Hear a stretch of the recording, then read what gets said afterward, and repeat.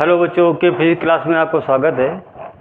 आज क्लास 12 की फिजिक्स का एक टॉपिक लेते हैं, निरक्षीय स्थिति पर तीव्रता का व्यंजक। कि निरक्षीय स्थिति पर तीव्रता का व्यंजक क्या होता है वैद्युत द्विध्रुव के कारण। तो सबसे पहले पढ़ते हैं कि वैद्युत द्विध्रुव क्या है। वैद्युत द्विध्रुव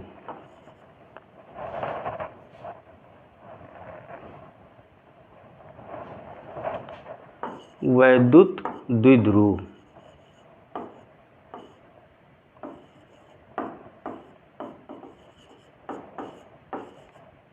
क्या होता है? अगर दो आवेश हैं, एक प्लस और एक माइनस, अल्प दूरी पर रखे हों, प्लस का क्यू माइनस का क्यू, ए और बी नाम देते हैं। इनकी बीच की दूरी हम 2L लेते हैं। ये तो दो समान परंतु विपरीत आवेश एक दूसरे से अल्प दूरी पर रखे हों तो ऐसे निकाय को वैद्युत द्विध्रुव कहते हैं। ये है वैद्युत द्विध्रुव ए बी, एक बिंदु पर प्लस एक पर माइनस, दोनों के बीच की दूरी 2L ले लेंगे। तो ये है वैद्युत द्विध्रुव। और वैद्युत द्विध्रुव के कारण निरक्षीय स्थिति, निरक्षीय का मतलब होता है वाई अक्ष, अक्षीय का मतलब एक्स अक्ष और निरक्षीय का मतलब वाई अक्ष। तो वैद्युत द्विध्रुव यहाँ है और निरक्षीय स्थिति पर यानी वाई अक्ष पर तीव्रता हमको निकालना है। और तीव्रता किसी बिंदु आवेश के कारण, किसी बिंदु पर आवेश रखा हो, उस आवेश से r दूरी पर मान लेते कोई बिंदु है, यहाँ तीव्रता निकालते थे तो क्या आता था? E बराबर k इंटू क्यू बटे इस आवेश से यहाँ तक की दूरी का स्क्वायर, या k को हम लिख सकते हैं 1/4 पाई एप्सिलॉन नॉट और क्यू बटे r स्क्वायर।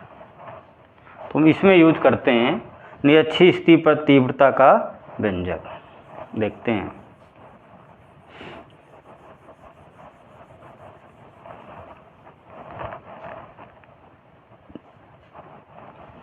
वैद्युत द्विध्रुव के कारण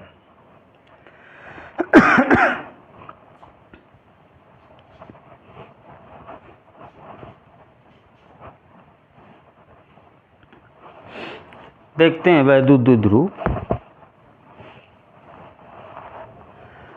वैद्युत द्विध्रुव एक ए बी है, ए पर माइनस क्यू आवेश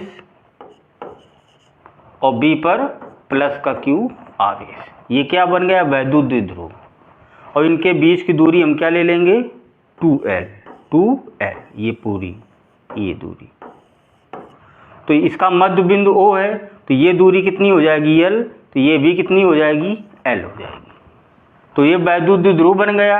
निरक्षीय का मतलब वाई अक्ष, तो r दूरी पर मान लेते हैं तो वैद्युत द्विध्रुव ए बी का मध्य बिंदु O से निरक्षीय स्थिति यानी r दूरी पर है T है। यहाँ हमको क्या ज्ञात करना है? तीव्रता का व्यंजक ज्ञात करना है। तीव्रता का व्यंजक ज्ञात करना है। निकालते हैं।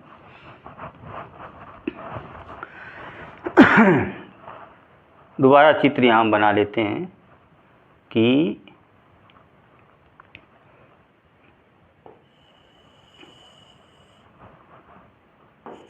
ए बी, यहाँ पर प्लस क्यू आवेश है और बिंदु बी पर माइनस क्यू आवेश है और दोनों के बीच की दूरी क्या है? 2L है। ये बन गया वैद्युत द्विध्रुव। अब निरक्षीय स्थिति मतलब y है, तो निरक्षीय स्थिति ए बी का मध्य बिंदु लेंगे O, तो ये दूरी हो जाएगी L, ये भी कितनी हो जाएगी? L, यहाँ से यहाँ तक। अब निरक्षीय स्थिति मतलब y अक्ष में, तो यहाँ पर एक हम बिंदु मान लेते हैं, ये r दूरी पर।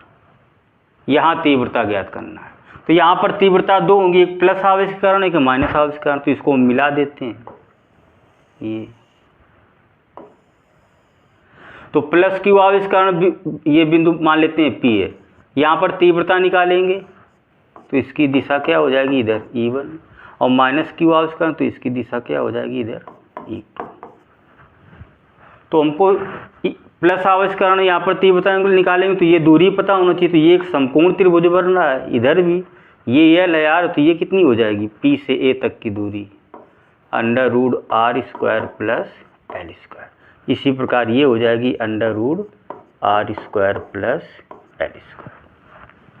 अब हम निकालते हैं, देखते हैं। प्लस आवेश के कारण पी पर तीव्रता प्लस क्यू के कारण पी पर तीव्रता, क्या E1 बराबर क्या आ जाएगा, K × Q बटे A से P तक की दूरी का स्क्वायर। तो A से P तक की दूरी √ है, इसका स्क्वायर करेंगे तो √ हट जाएगा, तो क्या आ जाएगा r² प्लस l²। दिशा क्या हो जाएगी, A से P की ओर। इसी प्रकार हम ये आवेश लेकर यहाँ पर तीव्रता निकालेंगे, तो -Q आवेश के कारण P पर तीव्रता, बिंदु P पर तीव्रता, E2 बराबर क्या आ जाएगा, वही K × -Q, अर्थात Q माइनस चिन्ह लेंगे नहीं, चलो ले लेते हैं, दिशा और दूरी का स्क्वायर, तो r² प्लस l²।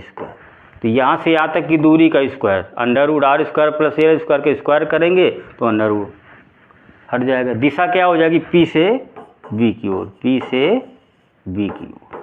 अब देखते हैं, अब हम यहाँ पर परिणामी अगर तीव्रता निकालते हैं इनके अनुसार, तो इनकी दिशाएं क्या है, विपरीत है। तो E1 E2 के मान देखो बराबर है, सेम है, लेकिन दिशा क्या है, विपरीत है, ये दूरी बराबर है। तो इसलिए परिणामी तीव्रता निकालेंगे तो यहाँ क्या हो जाएगा, E बराबर E1 - E2, दिशा विपरीत है, तो इसको वेक्टर कंपोनेंट के रूप में लिखते हैं। तो हम E1 E2 के मान बराबर और विपरीत होने के कारण क्या हो जाते हैं, निरस्त हो जाएंगे। तो क्या करते हैं, लिखेंगे E1 व E2 के मान बराबर व विपरीत होने के कारण,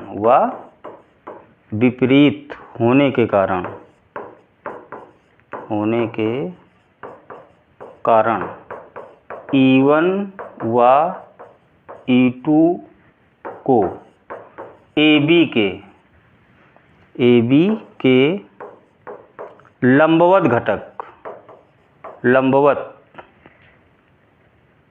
घटक व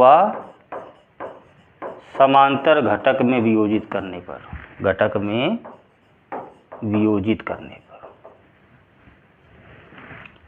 तो E1 E2 के मान बराबर व विपरीत होने का निरस्त हो जाएंगे। तो इसलिए E1 E2 को AB के लंबवत घटक और समांतर घटक में वियोजित करते हैं।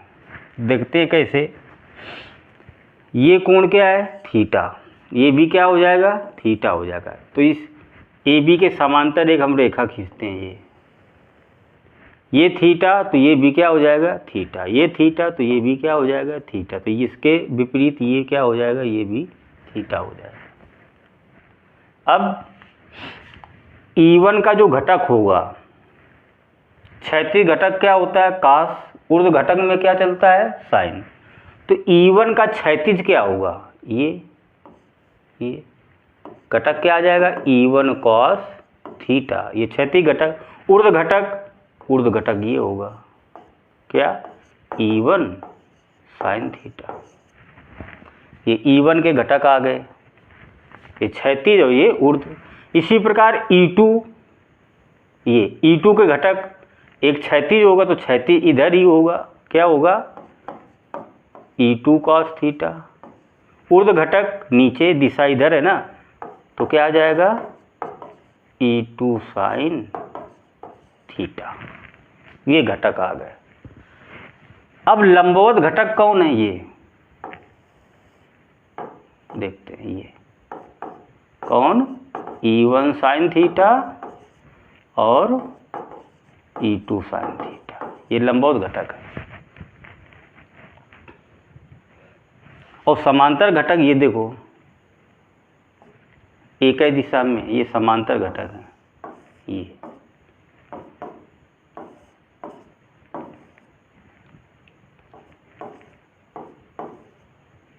क्या E1 cos थीटा और E2 cos थीटा, ये क्या है समांतर घटक। तो अब E1 sin theta E2 sin theta बराबर और विपरीत होने के कारण ये भी क्या हो जाएंगे, निरस्त हो जाएंगे। और E1 cos theta E2 cos theta एक ही दिशा में होने के कारण ये क्या हो जाएंगे, जुड़ जाएंगे। तो हम बिंदु P पर कुल तीव्रता निकाल लेते हैं, कुल तीव्रता। तो E बराबर क्या आ जाएगा, ये तो बराबर विपरीत दिशा में विपरीत है, ये उधर है ये इधर है, तो खत्म हो जाएंगे। ये एक ही दिशा में देखते हैं तो ये जुड़ जाएंगे, तो परिणामी तीव्रता यहीं से निकालेंगे। E बराबर E1 cos theta plus E2 cos theta.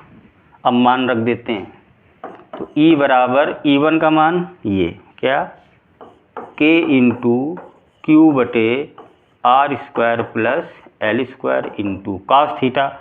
कोई भी एक त्रिभुज ले लेते हैं क्योंकि दूरी सब बराबर है ये, तो cos थीटा तो आधार बटे कर्ण, तो आधार आ जाएगा L और कर्ण क्या हो जाएगा under root R square plus L square plus E2 का मान सेम है यही K इंटू क्यू बटे R square plus L square into cos theta का मान वही आएगा क्या L बटे under root R square plus L square, दोनों सेम चीज़ लिखी हुई है।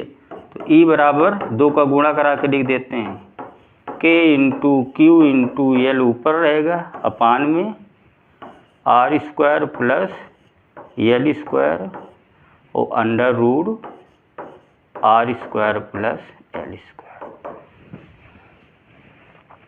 अब इसी को हल करते हैं, तो E बराबर देखो K वही लिख लिया हमने, 2LQ को साथ में लिख लेते हैं, 2L इंटू क्यू, ये अपान ये क्या है R square plus L square. Under root का मतलब तो इसकी घात कितनी है 1 प्लस गुणम घातें जुड़ जाएंगी, ये बराबर है, तो अंडर रूट का मतलब 1/2, घातें जोड़ो तो आ जाएगा 3/2। तो यहाँ आ जाएगा R square plus L square का होल का पावर 3/2। अब R की तुलना में L बहुत छोटा है, तो L जो है लेस देन R, तो L स्क्वायर बहुत छोटा होगा, L स्क्वायर क्या होगा और छोटा होगा, 0.00 करके कुछ होगा, तो स्क्वायर करेंगे तो और छोटा होगा। अतः इसे छोड़ने पर, अतः इसे छोड़ने पर छोड़ देते हैं, तो L स्क्वायर को छोड़ देंगे तो बचेगा क्या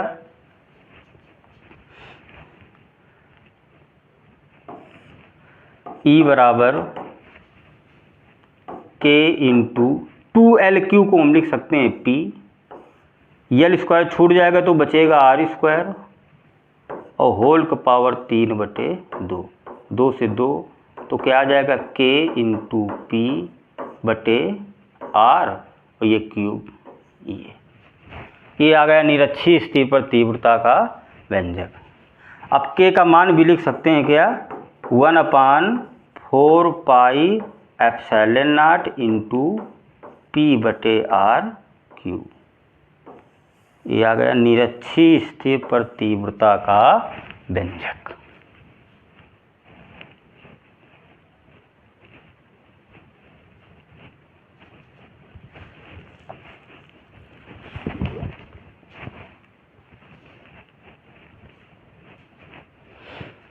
यहाँ समझना है केवल इस बिंदु पर कि अगर ये कोण थीटा है, ये भी क्या होगा थीटा, तो ये इसका ये थीटा होगा, और इसका ये समांतर अगर रेखा खींचे तो ये भी क्या होगा थीटा, तो ये विपरीत कोण क्या होगा थीटा। अब प्लस क्यू आवेश के कारण तीव्रता E1, तो इस थीटा के कारण घटक काम करेगा क्या क्षैतिज घटक, तो ये वाला E1 cos थीटा, ऊर्ध्व घटक तो ये E1 sin थीटा। अब माइनस क्यू आवेश कारण बिंदु P में तीव्रता E2 निकाली गई थी ये, तो इसको थीटा के कारण इसमें भी 2 घटक काम करेंगे, एक क्षैतिज तो इधर ही क्या आ जाएगा E2 cos थीटा, एक ऊर्ध्व घटक तो नीचे आ जाएगा क्या E2 sin थीटा। तो E2 और E1 बराबर और विपरीत है, इनके मान देखते हैं यहाँ, बराबर हैं और लेकिन दिशा में क्या है, केवल विपरीत हैं, तो इसलिए ये क्या हो जाएंगे, खत्म हो जाएंगे, निरस्त हो जाएंगे। और E1 cos theta E2 cos theta एक ही दिशा है दोनों की, देखते हैं E1 की भी इधर है E2 की भी इधर है, तो ये आपस में क्या हो जाएंगे, जुड़ जाएंगे, इसीलिए यहाँ जोड़ दिया। तो परिणामी तीव्रता E बराबर E1 cos theta plus E2 cos theta. Video अच्छा लगा सब्सक्राइब कीजिए, धन्यवाद।